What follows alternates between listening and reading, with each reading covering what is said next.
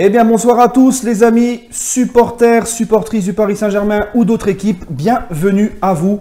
On se retrouve pour une vidéo spéciale Mercato du Paris Saint-Germain, puisque ça concerne le Mercato du Paris Saint-Germain.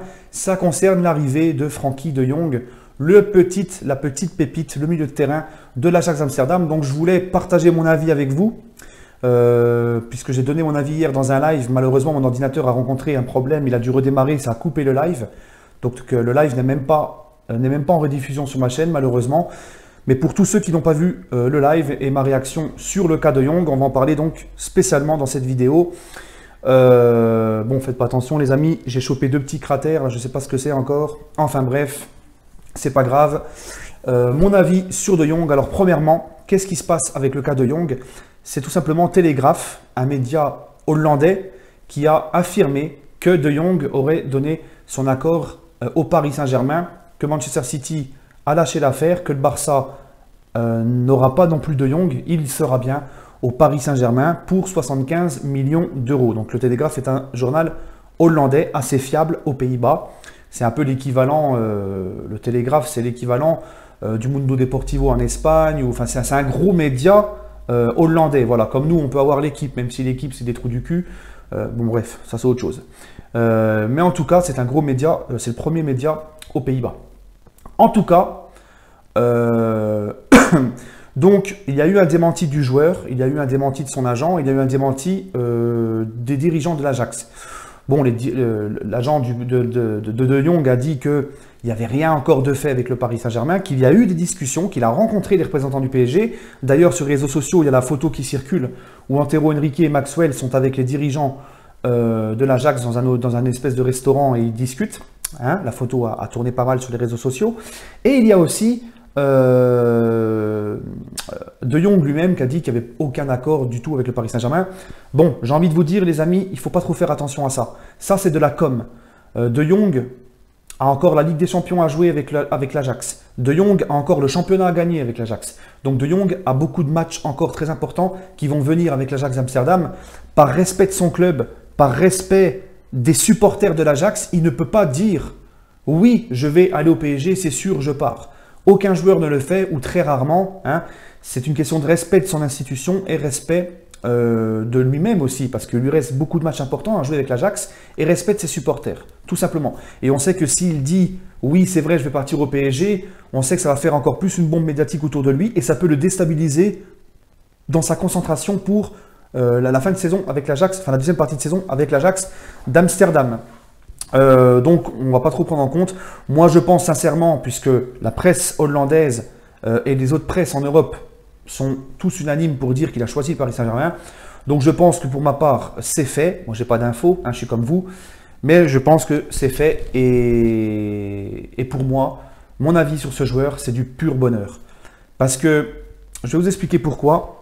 Vous connaissez mon avis sur Rabiot. J'estime que Rabiot n'est pas fait pour jouer 8. Que Rabiot est trop nonchalant, que Rabiot ne casse pas les lignes, Rabiot n'amène pas de percussion lorsqu'il a le ballon. Il est plus fait pour jouer milieu défensif, on va dire Rabiot. Il n'est pas du tout pour jouer 8. Il fait beaucoup de passes en retrait, beaucoup de passes latérales et aucune passe qui casse les lignes. Contrairement justement à Frenkie de Jong, qui lui est polyvalent. Il peut jouer défenseur central, milieu défensif, milieu relayeur. C'est des postes qu'il a joué avec l'Ajax Amsterdam. Il est beaucoup plus milieu relayeur en ce moment. Mais il est extra polyvalent, il est jeune. Et en plus de ça, moi je le compare dans son jeu à un Busquets ou un Thiago Motta. Dans sa façon de voir le jeu, dans sa façon de casser les lignes, toujours jouer vers l'avant. De Jong est un joueur qui, vous le remarquerez si vous l'avez vu jouer, moi j'ai vu plusieurs fois jouer avec les Pays-Bas et l'Ajax. Regardez-le jouer, vous verrez que De Jong est un joueur qui va très rarement jouer en retrait. Il cherche toujours la passe en avant. Et souvent, il cherche à directement faire la passe qui va casser les lignes. Alors, avec une profondeur de jeu comme Mbappé, Neymar, par exemple, ça peut être très intéressant. Et pourquoi je le compare à Busquets et Motta? Parce que tout simplement, De Jong a cette faculté aussi d'avoir une lecture du jeu de l'équipe adverse par son intelligence et son positionnement. Il anticipe. Et ça, c'est une faculté qui n'est pas donnée à tout le monde. C'est pas un charreau comme Matuidi ou Kanté. C'est pas un mec qui va courir pour ratisser les ballons. Non, lui, il va s'économiser Hein, bon, je dis pas qu'il en se coupe pas une sur le terrain, non. Mais c'est comme les Mota et les Busquets. Hein.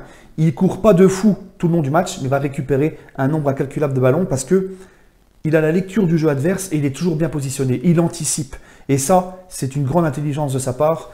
Et d'ailleurs, j'estime que lui, alors c'est pas du tout le même profil que Verratti, les amis. Beaucoup disent que c'est le même profil que Verratti. Non, c'est plus un profil à la Mota, comme je vous l'ai dit. Et De Jong, c'est un joueur qui justement serait très complémentaire avec Verratti.